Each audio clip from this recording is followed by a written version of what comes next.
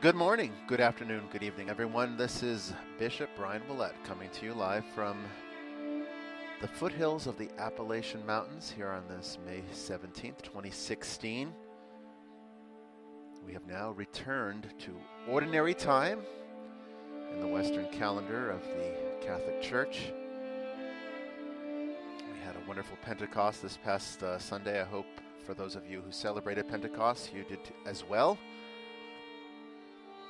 It is my hope that the grace of the Holy Spirit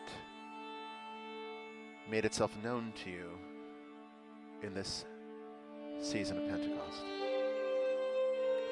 Today we are going to be perhaps talking about one of the most controversial shows I have ever done here on Vestiges of Christianity, or perhaps on any of the various channels of broadcasting that I have done over the years. It's going to be a challenging one. It's going to be a difficult one for a lot of you to digest. I need you to really pay close attention and ask questions. I get so little feedback from the majority of my listener base. This might be the time to open dialogue. Stay tuned. It's going to be, once again, a pretty wild ride.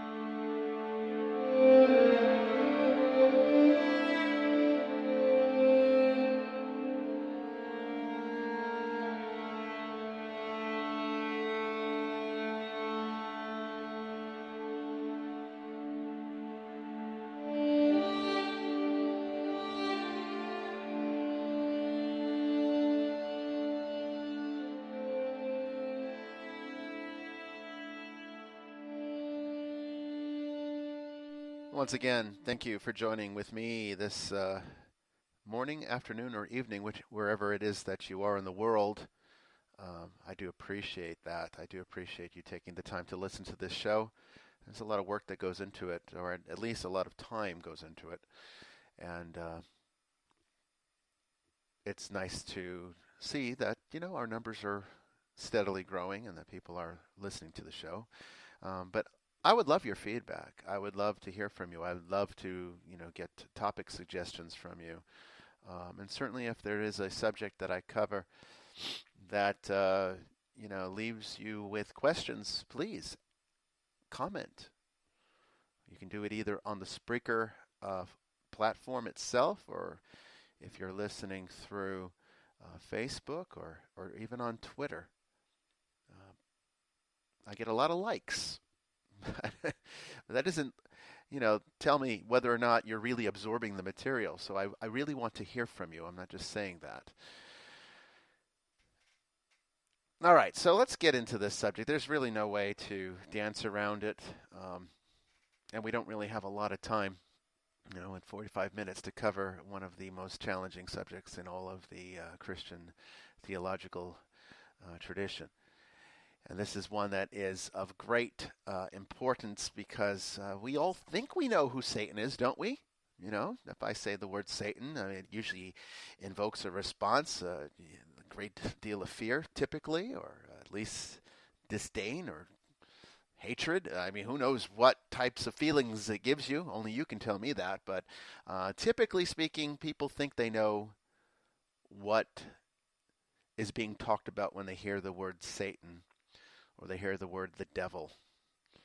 These are integrated concepts, archetypally integrated into our psyche. And Christians, have a long-standing tradition that has been handed down, mostly from the Middle Ages, that creates a picture that we have accepted in general terms. without really questioning too much what it means spiritually, why these things exist at the spiritual level. There's a lot of confusion now because of it, particularly for non-Christians who do not accept Christian theology and see some of this conventional theology and say, well, that's a lot of hogwash. It contradicts itself. It doesn't even make sense. And I see it all the time on social media where people tend to let their guard down, and you get more of an honest portrayal of what's really going on inside people's minds. Social media is a little bit scary, a lot more frightening to me than Satan is, because if that's really what's going on inside people's heads, the things that are spewed out on social media, it doesn't really bode well for the reflection of the human race and the direction that it's going. But speaking of social media, not too long ago, it was brought to my attention that there was a video that was put out there on, I think it was on Vimeo, might even been on YouTube, I'm not really sure. You see these every now and then, and mostly as a Catholic, they're laughable because when you get these people that call themselves Christians who don't even understand the basic theology, producing YouTube videos for people to believe, because if it's on YouTube, it must be true. It's laughable because you can see immediately the lack of understanding of the Christian tradition, the theology behind it. You just know that these people have never read anything that the Desert Fathers taught, nothing that the doctors of the church or the fathers of the church taught. And so they think they know everything because the Holy Spirit speaks to them and nothing else matters. I don't know. I mean, you see this all the time. And private revelation is quite dangerous. It is to be scrutinized very carefully, and typically it only applies to the person receiving the message. This is not biblical times anymore. Jesus has come, and so we don't really need prophecy in the context that it existed in the Old Testament. But that's perhaps a commentary for another time. Anyway, saw this video, and I'm going to play you. Let me give you the background. Basically, it says, here's absolute proof that Roman Catholics are really Satan worshipers, that the Vatican is really worshiping Satan. And here's the proof, because here's a video of the Pope during the Easter Vigil one year, and he is praying to Lucifer. So I'm going to play you the chant. Listen carefully. It's in Latin. So it's going to be, perhaps for those of you who are not familiar with how to pronounce these words, maybe a little bit of a challenge. I'll play it twice, okay? Here we go.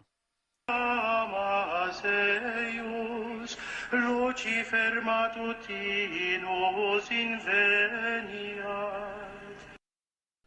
Let's hear that one more time, shall we? Lucifer matutinus inveniat. Okay, that comes to us. That is indeed a chant that is in Latin, that is utilized at the Mass of the Easter Vigil, the holiest Mass of the liturgical calendar for the Roman Catholic Church, as well as for us, the Nicholean Catholic Church. And that comes out of what is known as the Exsultet.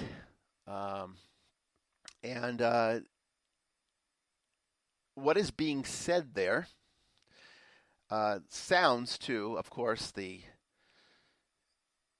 layman that we are saying prayers to Lucifer. Because you hear, if you listen carefully, he says Lucifer, right? And we all think we know who Lucifer is, just like we all think we know who Satan is. And we have, through the course of many translations of various languages, we've related it all to one lump sum. This is the devil we are talking about. And so this must mean that Roman Catholics are Satan worshipers. What that chant actually translates to, the part that I played, it's a much longer chant. I just played you the part that was really relevant. Is may this flame be found still burning by the morning star. And as you go on, if I play the rest of the chant, it translates to the morning star who never sets, Christ your Son, who, coming back from death's domain, has shed his peaceful light on humanity and lives and reigns forever and ever. That's chanted in Latin every Easter Vigil, and particularly at the Vatican, or churches that utilize Latin in their masses. And, of course, the video had it completely translated wrong to push their bias that Roman Catholics are really Satan worshipers in disguise. But if you notice, in the translation, Lucifer is not a proper noun. Not in that sense, anyway. It's translated into English as the morning star. So where does this come from? Well, let's get into it. And I don't have a lot of time to do all this. I am not terribly prepared today either. My sinuses are under attack. Living in Georgia is truly like being under allergic assault all the time. So if I sound a little stuffy, if I'm sniffing, it's because my allergies are really very bad, and the medications make me a little bit foggy. And I have been very busy this past several weeks and haven't been able to prepare for this broadcast as much as I really intended to when I set it up. But we're going to go through it as far as we can go. And if we need to do a part 2, we will. Let's see how far we can get, though. So let's understand something here. Right from the get-go. Satan as a proper noun occurs nowhere in the Old Testament, really. It's inferred in places by the Christian tradition.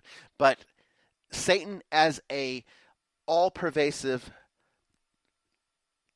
force of evil that is working in direct opposition to God is a foreign concept to the Hebrew people of the Old Testament times. Okay? And you say, well, the Garden of Eden, the serpent, and all that stuff. These attributions came much, much later and came from a very different tradition than the ancient Judaism. It actually comes from what is known as the apocalyptic tradition, which is really more visible in the Essenes, who wrote the Dead Sea Scrolls. And when you read the Dead Sea Scrolls, you start to see a lot of apocalyptic literature there. And by apocalyptic, we're talking, of course, in this context, we're talking about the forces of good fighting the forces of evil. So this is the origin of what a lot of Christians like to refer to as spiritual warfare. But guess what? The Hebrews did not have a basis for this prior to this new mentality that was coming about even before the time of Jesus, or just before the time of Jesus. In fact, Jesus himself may have been an Essene. And the reason for that is that he was an apocalyptic teacher in a lot of ways. But we have to be careful when we are referencing Satan as a opposing entity against God. Remember, Christianity is not a dualistic.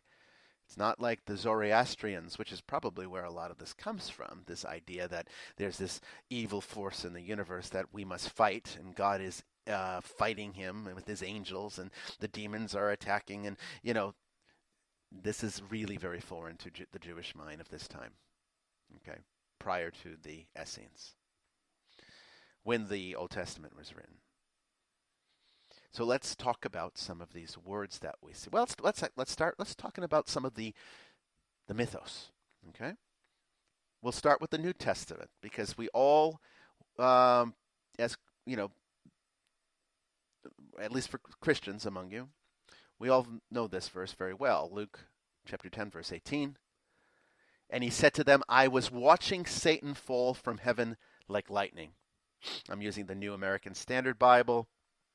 If you're into the King James Version, and I can't imagine why you would be, it's been translated from some of the worst manuscripts and some of the most modern manuscripts, actually. And it completely ignores the most ancient manuscripts where, at least logically speaking, the more ancient the manuscript is, the more accurate to the original it might be. But not so with the King James Version. They use more of the modern texts and completely ignored the scholarship from the older sources, which makes it a very inferior volume, despite how popular it is, particularly amongst a lot of Protestants, and even there's even movements where it's King James only. It's to everyone's detriment theologically, but we don't care about that. Anyway, King James Version says, and he said unto them, I beheld Satan as lightning fall from heaven. Okay, so pretty much the same meaning here. So here's Jesus referring to Satan as a personified being, presumably. Sounds like a proper name. Satan is his name, right? Sounds like it anyway. And even if you look at the Greek word that is used here is satanon. And that is almost always in the New Testament referring to Satan, the being. So, okay, seems pretty straightforward and cut and dry. So where do we see it in other places in the New Testament? Well, we see it, of course, in 2 Peter. 2 Peter chapter 1, verse 19. I'm going to read from the New American. I prefer that one. Well, no, actually, no. Let me backtrack. I'm going a little ahead of myself here. Let's do, you know what? Let me do this. This is going to be a little bit easier for you to understand because I don't want to get too far ahead, and I hate time constraints because it takes away so much from the broadcast. Where else do we see Satan in the Bible? So let's go to the Old Testament now, okay? And we see in Zechariah chapter 3, verse 1, reading from the New American Standard Version, then he showed me Joshua the high priest standing before the angel of the Lord, and Satan standing at his right hand to accuse him. Okay? It's an interesting little dynamic there. Certainly not talking about an all-pervading evil that is completely cast out. We're talking about something that's working in collaboration with the divine authority, which would have been consistent in Hebrew theology of the time. So let's look at the word that was used for Satan here, and it is Wehasatan, okay? And that in Hebrew, and I apologize if my pronunciation's not too good. I'm not a Hebrew scholar, but it is important to understand these things in this context. We have to understand that the words that are used here for Satan, okay, is the Hebrew letter S, T, and N is in reference as the root to all forms that this word takes throughout all in every place in the Old Testament. That's almost always translated from the Hebrew into English as the devil. Okay? So you might say, well, that's not so bizarre. Well, let's keep going. It's going to get stranger. So that's Zechariah. Let's look at let's look now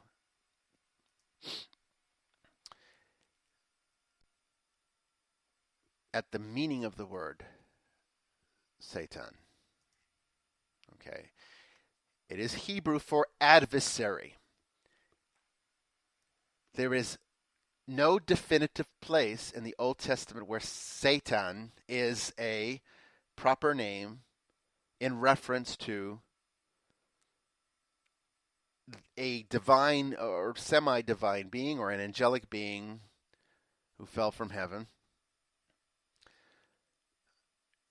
In fact, only with with the story that Jesus tells there that he saw him fall is one of the few places where we see a reference to that. There's also a place in Isaiah, the prophet Isaiah, Old Testament, chapter 14, verse 12. And now let's talk about this one. Oh, it's going to get really interesting now, because here's where it becomes problematic, or here's where the problem begins. Okay, so New American Standard Version, Isaiah chapter 14, verse 12. How you have fallen from heaven, O star of the morning, son of the dawn. You have been cut down to the earth, you who have weakened the nations. Remember Luke chapter 10, verse 18. I saw Satan fall like lightning from heaven. And then 2 Peter, this is where I was going before, 2 Peter chapter 1, verse 19. So we have the prophetic word made more sure, to which you do well to pay attention, as a lamp shining in a dark place until the day dawns and the morning star arises in your hearts. Wait a second. I thought the morning star, according to Isaiah, was referencing the fallen angel, Satan. Well, let's look at what the Hebrew word used there is. And the Hebrew word for morning star is Hallel. And you might say, well, that's a pretty benign, that's not Satan. That doesn't mean Satan. It means morning star, Hallel.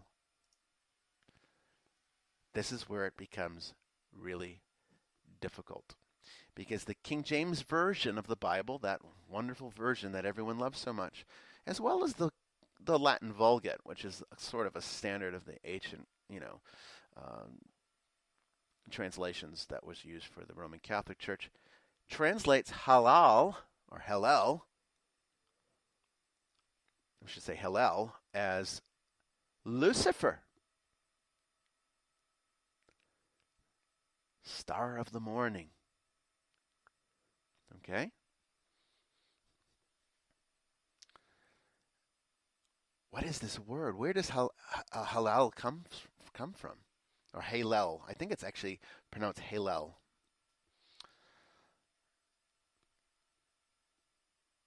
So let's look a little bit into that word, because it's important to understand that there is a mythos behind it. It's far more ancient than even the Hebrew scriptures. In Canaanite mythology, there was a god known as Atar. He was the god of the morning star. Now, understand that the morning star is the planet Venus, right? That's that star that rises in the morning. And guess what? By the time the sun comes up, it washes it away, and in some cases goes back down below the horizon, never really completing a full rotation. It's an unusual movement that the ancients noticed when, they looked up at the sky, and that's where they derived a lot of their divine answers, because the heavens were represented there. That's where they believed God to dwell, amongst the stars, or even beyond them, really. Remember, in the ancient Hebrew worldview, the sky was just a giant dome, and the stars were lamps that were hanging from it. When it would rain, they would open up God opened up the doors to heaven, and there was a layer of moisture between the heaven realm and the firmament, which seals us in, and the water would fall. It's rain, right? So the morning star was represented in Canaanite mythology as the god Atar, but going back into more ancient sources, it is believed that this comes from an older myth of a god called Hallel, or Hallel, also Canaanite, who was trying to dethrone the highest god, or one of the highest gods in Canaanite mythology, El. And in his effort to try to dethrone him, he was actually ended up descending into the depths, presumably following the very formula that the the planet Venus, which is called the morning star, which is Lucifer. See the connections now? You're seeing where it's coming from? And do you understand that we're dealing with an older mythos here? Now you're starting to see the development of the concept of equating Lucifer with the morning star, Lucifer with Satan, Satan as a fallen angel who's opposing the real God, just like this Canaanite myth. This is where it comes from. These things evolve. Don't take your theology for face value. They're metaphors for ineffable realities. This is something that we, at least in the Nicholean church, as esoteric Christians, this is what the freedom of esotericism gives us, because we don't have to get literal about anything, because we understand there is virtually nothing literal about anything, particularly when it applies to religion. It's all metaphor. It's occasionally simile, but it's all metaphor for ineffable spiritual realities that our human brains are just not capable of understanding. And so therefore we have to create stories about these things that become developed theologies that people eventually start taking for face value and believing literally, and then fundamentalism is born out of it. That's the danger. And of course, show me one Christian that understands this ancient Canaanite mythos that is truly the origin of the fallen angels. Now, the saints talked about it, and the fathers of the church talked about it, because they knew these ancient stories. We've forgotten them, and now all we do is we care about what the fathers of the church taught, which is okay. And I'm the first one to say that's what we really should be referencing when we're dealing with, our theology. But we need to understand where they got them too. Where did they get these ideas? How did they become sacred tradition? Because this is not really scriptural. It's implied, but it's not a developed scriptural concept. The fathers of the church had to draw from other sources in order to develop this understanding, and they were also working through the apostolic tradition, which would have already known these things. Okay? So now you understand how Halal was actually a Canaanite god that tried to overthrow the more powerful one, just like Satan. All right. So why is this a problem? And who is he? Well, if you're paying attention, you realize that, let's go back in Isaiah 14:12, we see Lucifer, Halal, described as the son of the morning. Right? O shining star, day star, different translations, O star of the morning. The King James Version basically says, O Lucifer, son of the morning, and it repeats it twice. And then you go to 2 Peter, and then you hear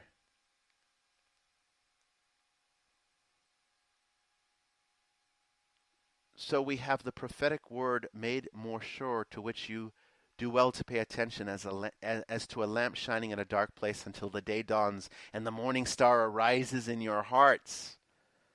Uh-oh. That's not talking about Satan at all, is it?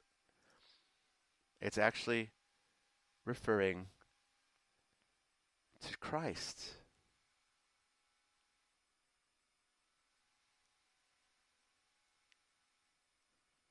Now, of course, that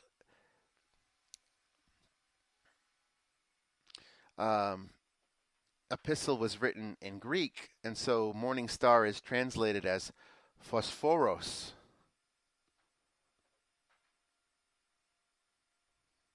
But that word is essentially the same word in Greek that Lucifer is in Latin, and Hallel is in Hebrew. Here is a prime example of both Jesus and Satan being referred to in the same way. Under this star of the morning. Okay. In Revelation chapter 2, verse 28, and I will give him the morning star.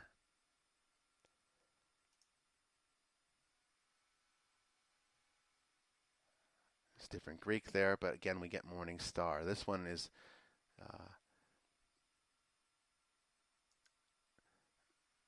the two words separated. Revelation chapter 22, verse 16. I, Jesus, have sent my angel to testify to you these things for the churches. I am the root and the descendant of David, the bright morning star. Jesus calls himself the bright morning star. I thought that's Satan's title. Jesus is calling himself this.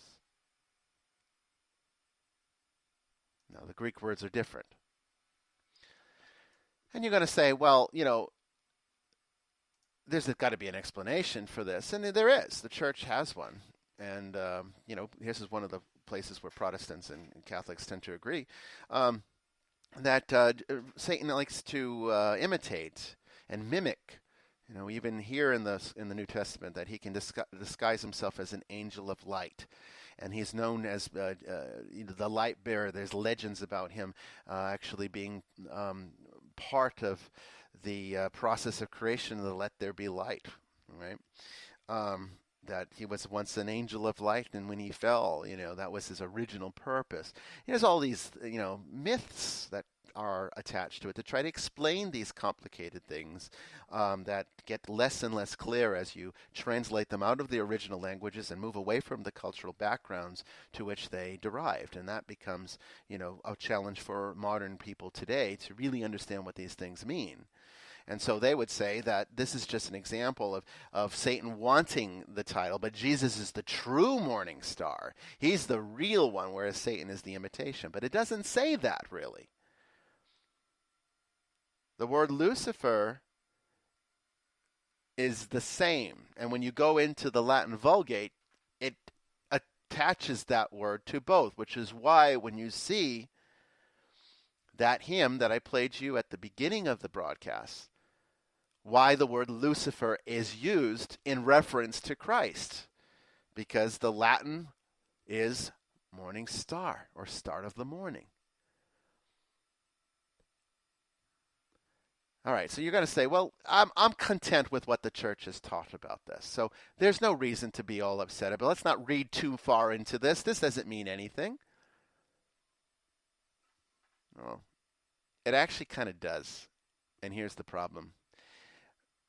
Orthodox theology, the Eastern Church, has a long-standing tradition of interpreting the Old Testament through the lens of the New. And the Roman Catholic Church does this, but it has more of a separation of ideas in the scholarship that attaches to the two independent theologies, whereas Orthodoxy combines it all into one. And so it sees Jesus as operational in all places throughout the Old Testament. And nowhere is that seen more, perhaps more disturbingly, than in the story of Balaam and Balak. I don't know if you know this story. It comes from the book of Numbers. And there's some things that are important here. And I'm going to read a little section that I think is important. Now, I don't want to go. We don't have time to read the whole section on the story of Balaam, but suffice it to say that he was basically a soothsayer, sort of a person who would predict the future, and somebody which God chose to actually relay accurate prophecies about Israel. But he wasn't a good person. he was not typically considered, he's not remembered by both the Christian or Hebrew tradition as a terribly great person. Even though he did, God used him to issue prophecy, he's not considered a prophet in the sense of like Zechariah or Isaiah or Ezekiel. They wouldn't do that because he was essentially he was hired by the king, Balak, to intercept the Jewish people on their way. Because, see, you have to understand, this is right after Moses, right after the Exodus, well after the Exodus, and right after Moses died. They were going into all these kingdoms, and they were wiping them out. And this was part of, the whole thing about God giving the Jews the promised land. And so they were successful. And Balak, being a king of his region, was very concerned that they were going to come there and cause him trouble. So he wanted Balaam to go in and intercept them. But God comes to him in a dream and says, no, you cannot do this. And he disobeys.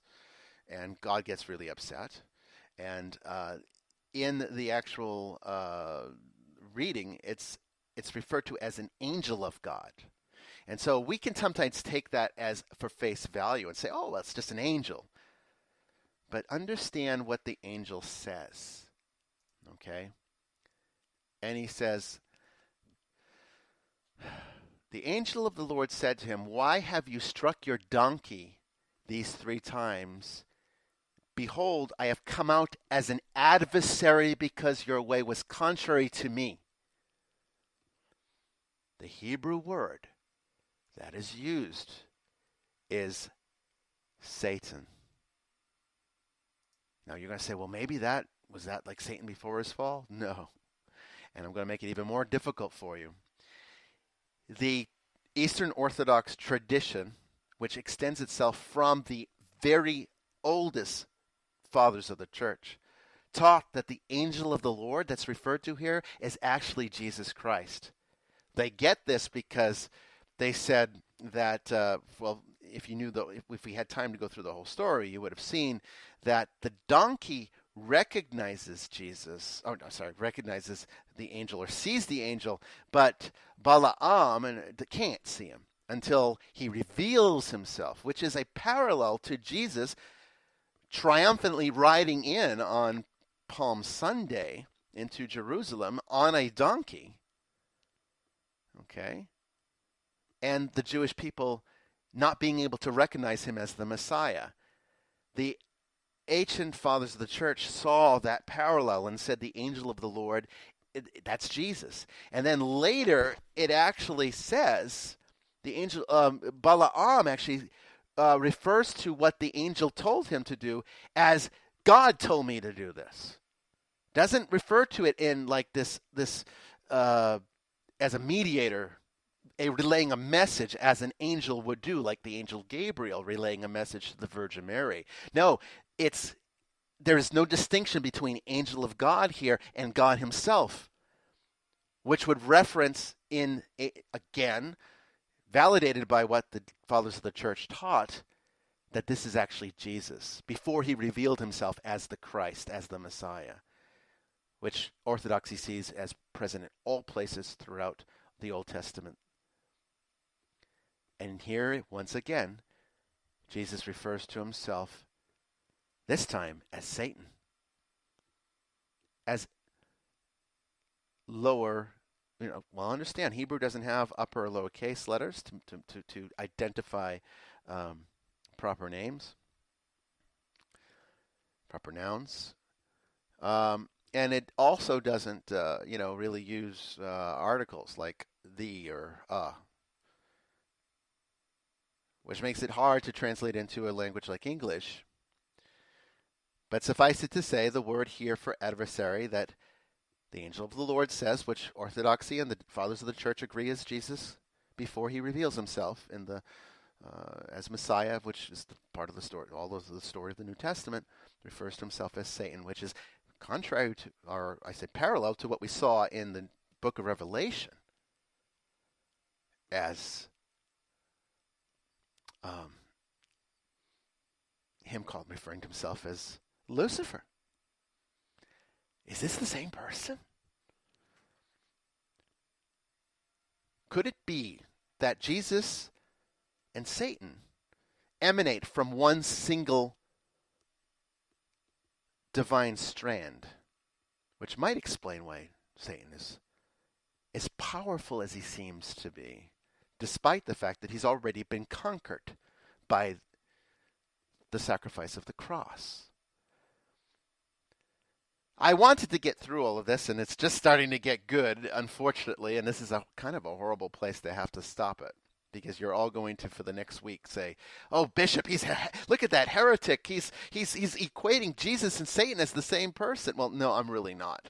But I have to explain myself, and we have to go into what this really means, what the implications of this theology really means next time, because we just don't have time to go into all of it. But for now, what I would like for you to do is read these verses yourself, and understanding that I gave you the background of what the original language said. You know, I'm not making this up, folks. I'm not making this up.